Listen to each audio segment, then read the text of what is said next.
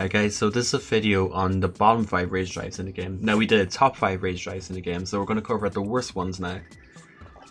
These are rage drives that don't have much combo utility, they don't have much utility at neutral maybe, or they don't have much utility in terms of mix-up, how well the character uses the frames afterwards, how well you can access it neutral like I said.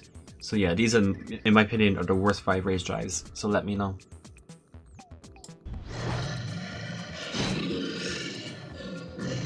Now to start with, I think Gigas is number 5 at bottom 5 rage drives in the game. Now I think this is because, well, first of all, you can actually nullify his rage drive with a reads by jumping on it. So for example, so you can actually nullify the seismo stun of the rage drive to avoid the mix-up. Now if you do get caught by the mix-up, I don't think it's really that scary mid-screen anyway, because the mid does 30 damage while the high is very risky. And it is launch punchable, like if they can duck it and launch it, of course, right? So it is very risky to do. So many characters have like plus and block launchers, have low starters, have, you know, so much utility in the rage drives, where Gigas just doesn't really stand out, and it is a risk in doing it itself. And in fact, some characters can actually reversal both options. So it's characters like Jin or Leroy can actually reversal both the high and the mid, and everyone with Punch Tsubaki or Reversal can parry the mid as well, which could turn the mid into a combo situation for them. So characters like Asuka's 2+3 or Heihachi's Punch Parry, you know, these kind of moves. And another thing is, and on top of that as well, some people can actually react to the unblockable, because Gigas uses his right arm for the unblockable. So on this particular side, if you really look out for it, you can actually see the unblockable raise up and duck it on reaction. Some people can do this. And he has another thing where if he charges the back 2, he can get a guaranteed unblockable on block. But I personally can react to this. I think it's very reactable. So yeah, that's not really like an option if you're ready for it. It's just kind of gimmicky. And if you're mid-screen and you're not sure of the mix-up, you can just take the mids. You can just take the mids because it's not that damaging. And if he does the unblockable, you get a combo launcher. So the risk reward is actually in your favor if you duck mid-screen.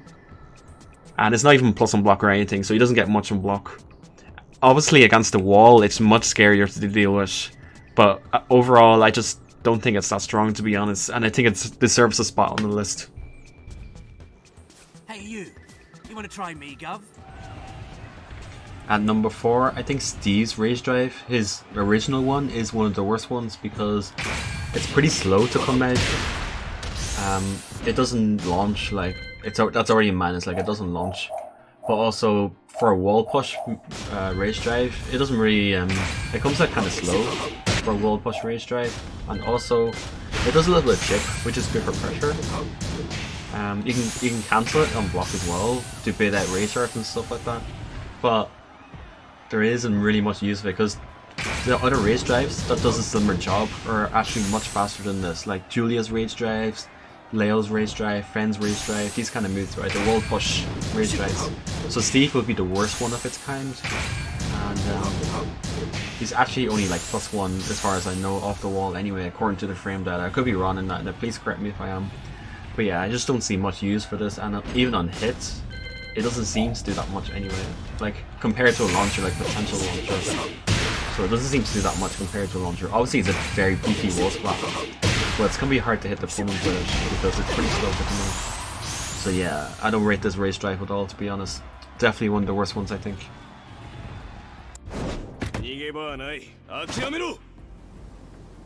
So at number 3 we have Lars. Lars is 2 race drives, so the one we're going to talk about now is the one that comes from Silent Entry 1+2. The Silent Entry 1+2, his race drive, it comes out of his stance, so that's already very limited in itself. And the mix-up on the plus frames he gets from it on block, he's stuck in his stance afterwards, so he doesn't get very scary options after this, unfortunately. So yeah, this is definitely one of the worst ones for sure. So it's hard to get from neutral, the options aren't that scary, so yeah, in my opinion this is one of the worst race drives. Like, so other characters have, you know, launchers from neutral, that have really good mix-ups on block for them, really good favorable situations for them. Lars just is not the case. Like, that's just not the case for Lars. So he's stuck in his stance. He can't really make use of the plus frames well. And yeah, in my opinion, yeah, you can use it in combos though. You can use it in combos to extend the wall carry, but I think that's just about the extent of the use of it. So yeah, sorry Lars players, but at least your other rage drive is good though. In my opinion, the other one's good, which is this. But we're not going to talk about that now, of course. But that one's good at least. But the one we're talking about does suck in my opinion, and it definitely deserves the number 3 spot. Deixa eu te testar para ver se você luta de verdade. At number 2, we have Katarina. Now this is kind of a weird one because we obviously know Katarina's rage drive is extremely good against walls. But I feel like that's where it ends, right? That's where it's only that good, right? In the neutral, it's not that good because it comes out of a stance, and she's forced to. She doesn't really use the plus frames well, in my opinion. So it comes out of a stance. But she's not like a very big mix-up heavy character, she's like a poke heavy character, so she's not going to make much use of the plus frames. And it's not a launcher, you know, it's just a knockdown move. So it's not a launcher. So she won't get much use of this outside of the wall. Now of course she can end her combos in, of course, to get a little 50-50 situation afterwards. But other than that, like, it's just not good in neutral, and if you're playing a wall-less stage, it might as well be useless. And in most cases, like when I personally play Katarina, I actually rarely land a rage drive combo. Like I don't even get it most rounds. So it's actually rarer than you think, because either she wins with no rage, or you know, she wins without having needs to burn the rage because her normal combos does so much damage anyway. So yeah, I just don't think it's that useful in terms of neutral usage and how situational the wall combo can be when you have rage drive. So yeah, in my opinion, Katarina's number 2. I think it deserves the number 2 spot. Come and get some. I dare you. So I think we all knew this was coming. I think it explains itself really. It's seeable, right? It's a seeable low. You can low parry reaction if you're ready, or you can just block it. It's safe, but you lose this turn and block. You can use it in combos. No, I'm not a law player, so I don't know. But I think he has better options for wall carry, doesn't he? Without having need to burn rage.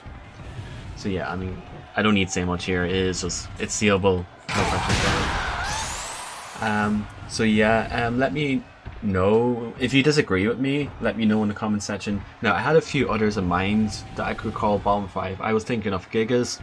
I was thinking of Armor King. I was thinking of Jack. I was thinking of Jin, maybe Jin. So there's a few others I had in mind that wouldn't have very impressive rage drives.